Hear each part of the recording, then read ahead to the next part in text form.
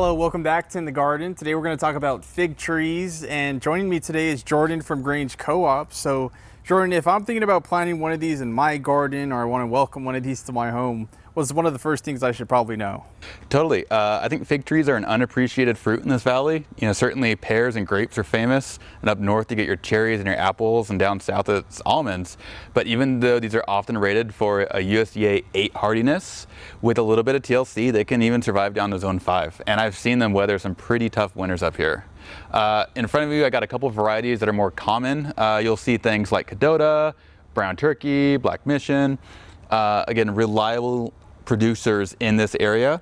What I would suggest though, because this is a warm climate plant, is trying to find the nice side of the house that's going to get all that heat, even something like reflected out the side of the building. So southwest facing exposure, maybe a patio that's going to help cover that root ball and just kind of insulate a little bit during the cold weather.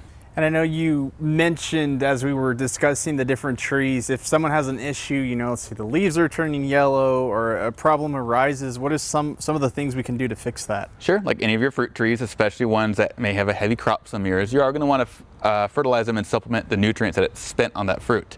A fruit tree mix, some labeled for fruit tree or even all-purpose, typically gets the job done.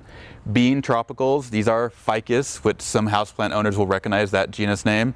They also need some metals that temperate plants don't always need. So something like, chelated iron, zinc, and manganese is great if your new leaves are coming on with yellowing. If you have big old leaves that are yellowing, they're probably just, fading, they're spent, the tree will drop them, there's nothing to worry there about. And just how big can some of these trees grow?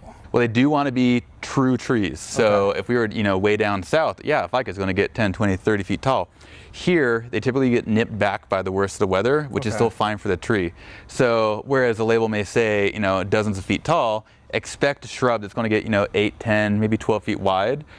Still a lovely addition with a kind of a tropical flair to your landscape. Awesome. Well, thank you, Jordan. And if you have any other questions about fig trees, you can head to a Grange Co-op near you and talk to an expert like Jordan himself. You can go to our website at ktrv.com.